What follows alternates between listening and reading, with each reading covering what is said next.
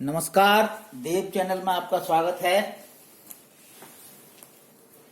ये जो वीडियो है बच्चों, ये 12वें क्लास के पॉलिटिकल साइंस के दूसरे लेसन का एक टॉपिक है कि विघटन की परिणतियां। दूसरे लेसन का ये एक टॉपिक है, विघटन की परिणतियां। इसका मतलब सोवियत संघ के विघटन की परिणतियां, अर्थात इंग्लिश में बोलते हैं culmination of disintegration of USSR. Culmination मतलब समिट, यानी टॉप की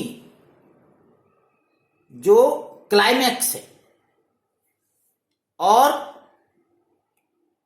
या apex of disintegration of USSR. USSR के डिसइंटीग्रेशन के जो क्लाइमैक्स क्या थे, तो उसके बारे में हम इसमें चर्चा कर रहे हैं।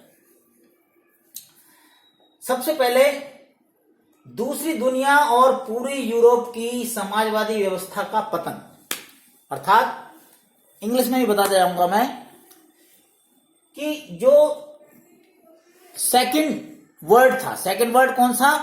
साम्यवादी, समाजवादी। फर्स्ट वर्ड था कौन सा? कैपिटलिस्ट, जिसका लीडर था अमेरिका। और सेकंड वर्ड था ये सोशलिस्ट और कम्युनिस्ट, जिसका लीडर था सोवियत संघ। तो उसका क्या हो गया? End of the second world. और उसमें कौन कौन शामिल थे? सारा का सारा पूर्वी यूरोप, यानी ईस्ट यूरोप, वहां पे भी कौन सी? सोशलिस्ट सिस्टम था। तो end of second world and the east Europe socialist system. Second है शीत युद्ध की समाप्ति, अर्थात end of cold war. Cold war खत्म हो गया, जो सोवियत संघ और अमेरिका में चल रहा था, जिसमें हथियारों की होड़ और अपने साथी देशों का हेल्प करना, अपनी विचारधाराओं को आगे बढ़ाना, ये दोनों देशों में चल रही थी। पूंजीवादी प्रणाली समाजवादी और साम्यवादी प्रणाली से श्रेष्ठ। अब ये बात प्रूव हो चुकी थी। It was prove that the capitalist system was better than the socialist and communist system. क्योंकि वो कैपिटलिस्ट सिस्टम फेल नहीं हुआ था। फेल कौन सा हुआ? सोशलिस्ट और कम्युनिस्ट सिस्टम फेल हुआ था। हथियारों की होड़, जो कंपटीशन था, जो रेस थी आर्म्स की, वेपन्स की जो रेस थी, वो अमेरिका और सोवियत संघ में होती थी। अब सोवियत संघ के डिसइंटीग्रेशन के बाद, उसके विघटन के बाद, ये रेस खत्म हो गई। इसी तरह से मिलिट्री गुड का जो इफेक्ट था, जो इंपैक्ट था, वो भी कम हो गया। जो मिलिट्री ऑर्गेनाइजेशन थे, उनका जो प्रभाव था कम हो गया। और शांति की संभावना का जन्म। अब ये पॉसिबिलिटी हो गई, काय की पॉसिबिलिटी? पीस, कि अब पीस आ सकती है, और उसकी संभावना का जन्म हो गया, पीस की संभावना का जन्म हो गया। Starting of the peace situation. एक ध्रुवीय विश्व या बहुध्रुवीय विश्व का आरंभ। बच्चों, पहले दो ध्रुवीय विश्व था। एक ध्रुव, जिसका नेता था कैपिटलिस्ट विचारधारा वाला, उदारवादी लोकतंत्र वाला, जिसका लीडर था अमेरिका। उदारवादी लोकतंत्र मैंने बताया था पिछले वीडियो में, कई बार बताया। उसमें उदारवाद ऐसा जिसमें कोई रेस्ट्रिक्शन नहीं होती, जिसमें कोई भी प्रतिबंध नहीं होता। और लोकतंत्र जिसमें by the people, for the people, of the people, यानी कि सब जो भी अपना लीडर चुनते हैं वो जनता चुनती है। तो वो एक ध्रुवीय, दो ध्रुवीय विश्व था। एक ध्रुव था कैपिटलिस्ट वाला, जिसका नेता था अमेरिका, और दूसरा ध्रुव था, ध्रुव कहते हैं पोलर सिस्टम, दो पोल, टू पोल होते हैं, एक नॉर्थ एंड साउथ। तो आप इसमें वो नॉर्थ और पोल और साउथ पोल नहीं देखिएगा, ये पूरी धरती को दो पोल्स में बांट दिया था एक तरह से, कि एक पोल था कैपिटलिस्ट सिस्टम वाला और एक था सोशलिस्ट। तो सोशलिस्ट का जो लीडर था वो था यूएसएसआर। तो यूएसएसआर के विघटन के बाद, उसके डिसइंटीग्रेशन के बाद वर्ल्ड जो है ना एक वन पोलर हो गया। और ऐसा भी कहा जाता था कि या तो वन पोलर होगा या बहुत सारे और संगठन जो इकट्ठे होकर के, जैसे आसियान बना था, जैसे यूरोपीय संघ बना, तो बहुध्रुवीय विश्व का भी आरंभ माना जा रहा था, यानी कि मैनी पोलर। अब इस समय आपको ये मालूम होगा कि चीन अमेरिका को उसी तरह से टक्कर दे रहा है जिस तरह से कभी सोवियत संघ दिया करता था। और सोवियत संघ भी अब एक फिर से बड़ी पावर के रूप में सामने आ रहा है। तो बच्चों, अभी ये जो वर्ल्ड है बाइपोलर वर्ल्ड बनता जा रहा है। उदारवादी लोकतंत्र की जीत,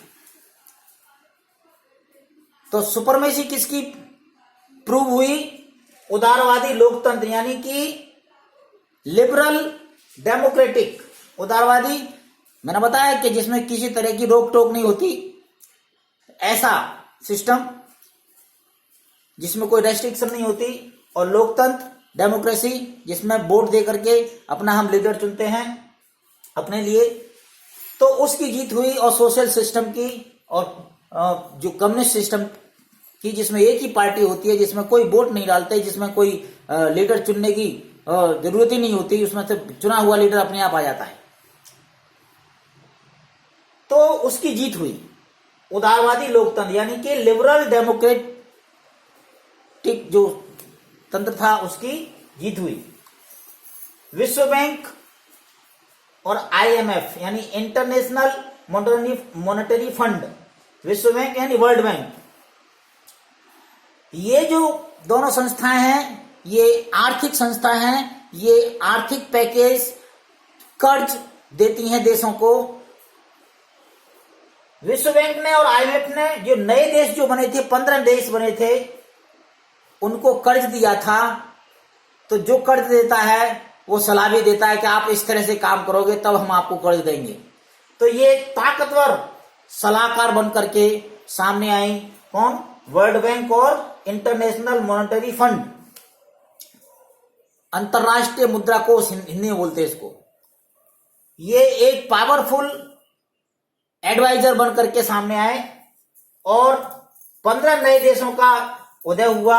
ये बता रहा हूं बच्चों की ये परिणति क्या हुई, इस विघटन की जो क्लाइमैक्स क्या हुए वो मैं आपको बता रहा हूं। तो सबसे लास्ट में है कि 15 नए देशों का उदय हुआ, जिसमें सभी की अपनी पसंद थी और पहचान थी।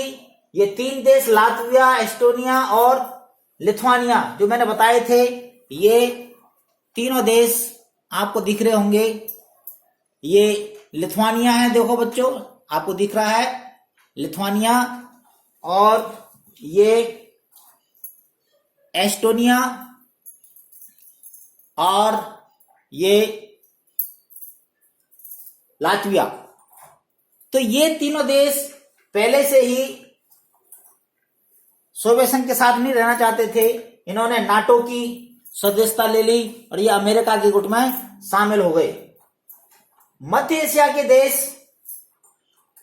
वो भी अपनी स्थिति का वो फायदा लेना चाहते थे, तो उन्होंने ना तो नाटो के साथ और ना सोवियत संघ के साथ, किसी के साथ बंधने की जगह उन्होंने सबके साथ, यानी कि अमेरिका के साथ भी, चीन के साथ भी, सोवियत संघ के साथ और देशों के साथ भी अपने अच्छे रिश्ते बनाना शुरू किए। और ये सारे के सारे देश यूएनओ के भी सदस्य बने। इस तरह से ये क्लाइमैक्स था इस विघटन का, कि कहां से चला सोवियत संघ और कहां तक पहुंच गया। धन्यवाद बच्चों। ये वीडियो मेरी अगर आपको अच्छी लगी हो तो आप इसको जरूर लाइक करें, शेयर करें। चैनल सब्सक्राइब नहीं किया हो तो चैनल सब्सक्राइब कर लें और देखते रहें देव चैनल। धन्यवाद। Thank you very much.